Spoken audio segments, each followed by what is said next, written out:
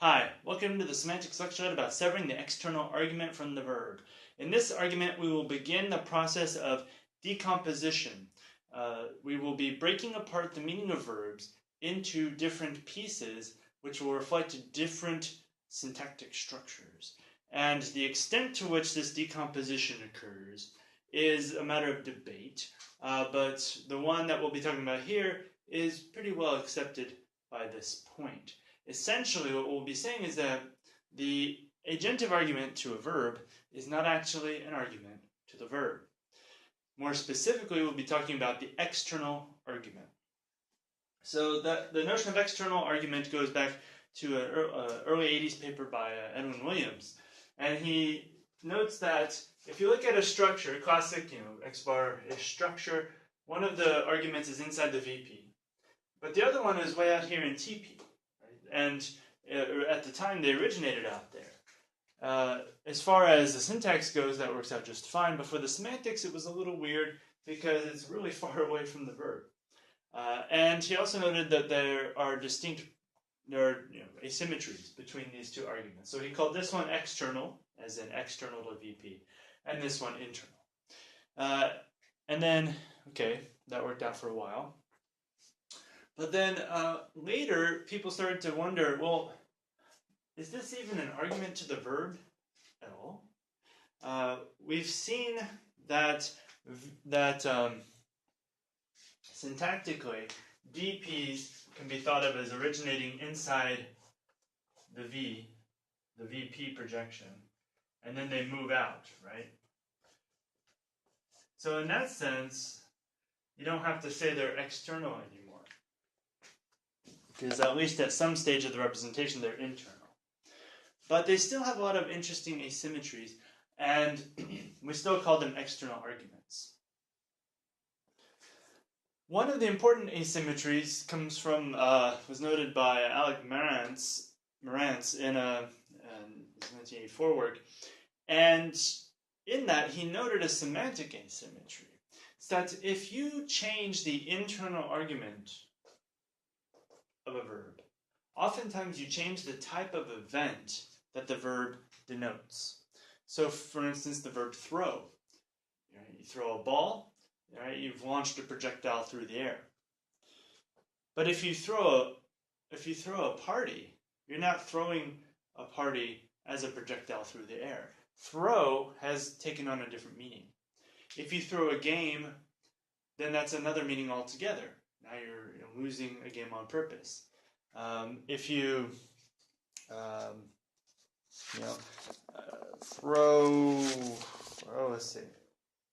throw your support behind a candidate, then that's another meaning of throw. If you throw a fit, that's another meaning of throw. You can go on and on. There are a lot of different meanings.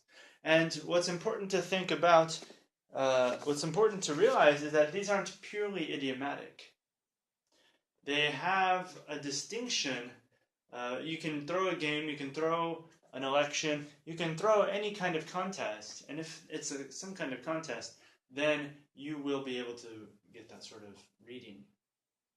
So if you change the internal argument, you can change the meaning of the verb. But if you change the external argument, you don't change the meaning of the verb. So if Tom threw a ball, Jane threw a ball, the mayor threw a ball, all of them are launching projectiles. If they threw an election, they all lost on purpose, and so forth. So it doesn't matter how you change the external argument, but it does matter how you change the internal argument. And that's a fact that ought to be explained. And for Marantz, the explanation was simply that, well, the external argument is not an argument of the verb.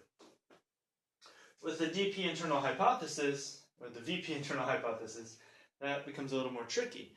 Because now it's in the VP projection, why isn't it an argument of the verb?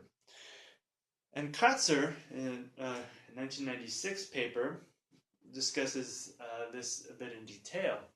And she focuses on these semantic facts and points out that the only reasonable or reliable explanation is that the argument, the external argument, is not an argument of the verb. And she was aided in this by the neo-Davidsonian approach. Right? So if you see that lecture, the basic idea is that a verb only denotes an event. It's just a set of events, of throwing events. And to add any argument, you're actually adding a different predicate. So a predicate that selects for, let's say, the theme, and a predicate that selects for the agent. So in this case, Bill threw the ball. The ball and Bill aren't arguments of throw, they're arguments of thematic predicates. These thematic predicates conjoin, do predicate modification. So far, so good. Now, that works out pretty well, but Parsons was not trying to say anything about the syntax. He was very explicit about that. Kratzer says, well, if you look at the syntax and you note that, well, external arguments are different from internal arguments, and you can think of them as not being arguments of the verb. Well, maybe external arguments aren't, right? And now we have a semantics that will get us the same result. Themes are arguments of the verb. They can change the nature of the verb. And so for Kratzer, the idea then was to make internal arguments Davidsonian and external arguments neo-Davidsonian. And it's an approach that's sometimes called semi-Davidsonian as a result. So essentially then, the result looks something like this. The verb will take a theme, or the internal argument, as its direct complement, and it will denote, let's say, lambda x, e, lambda e, s, throw x of e. So a transitive verb will look like this. It will have the object argument and the event. You plug in the argument, and you get a set of events. The set of events of throwing the ball. That's of type ST. So, how do we include the agent? Well, the agent relation has to come from somewhere. Where does it come from? Right? So for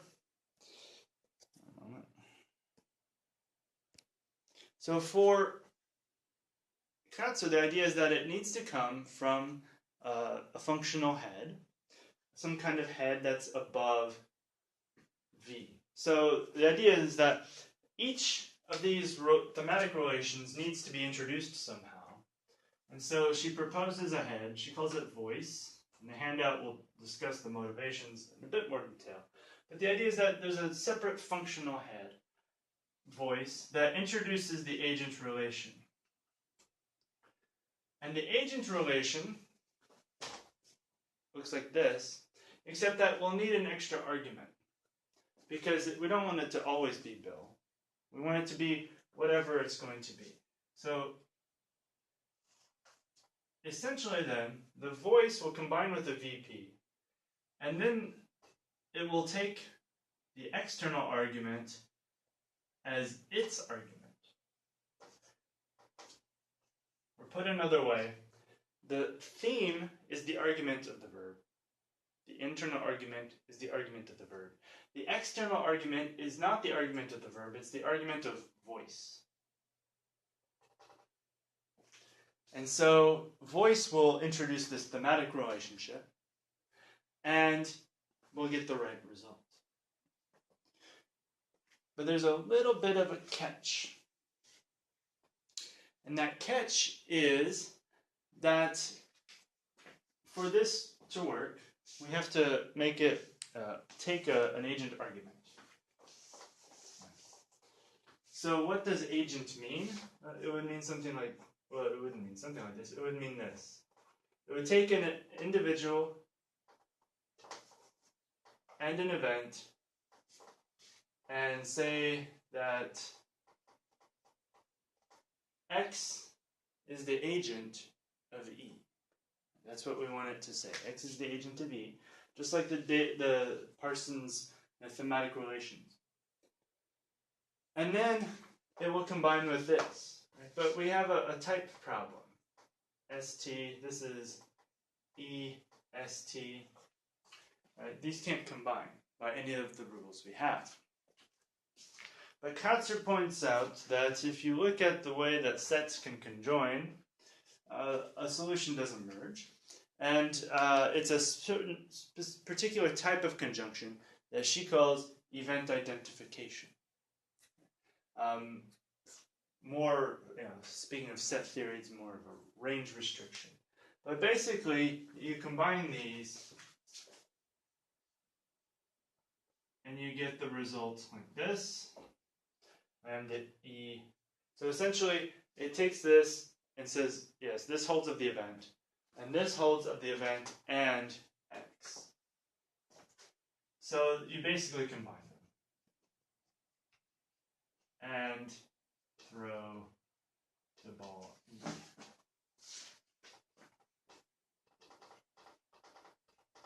And we'll have this type again. So now we're looking for the set of things in the set of events such that X is the agent of E, and E is an event of throwing the ball. We plug in our agent, let's say Bill, and we get the set of events whose agent is Bill, and which are events of throwing the ball. That is to say, events where Bill threw the ball. But we've separated the agent. Why have we separated the agent? Well, as it turns out, we need to do it for syntactic reasons. We need to capture the structural asymmetries between external and internal arguments. And we also help capture these semantic asymmetries. So looking, we saw that we didn't need thematic roles. Well, in a sense, we need one.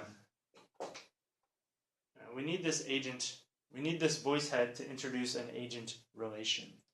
And it's still going to be rather a vague relation that will vary a lot, and it's going to be a fuzzy sort of thing. But in that sense, we've used the syntax to determine that we need to split external arguments from the verb. So now, this predicate introduces one argument, this predicate introduces one argument, and maybe all predicates work that way. Maybe all predicates only really have one nominal argument, and then some of them will link to events as well. Okay, but that's going into some other issues. Right now, we can just focus on this idea of adding to the structure. We've added a projection between V and the rest of aspect and all that. So each of these heads introduces an argument, and now we've severed the external argument from the verb. And this is a notion that has pretty much stuck. Right? Chomsky at the same time came at the issue from a completely different angle. And between Chomsky and Katzer, basically, it's pretty much completely accepted now that that VPs are really split into at least two projections. And what we'll see is that we might even split it even further. That's a little more tendentious, but this is not. So voice and V, each one with its own argument, and we can go on from there.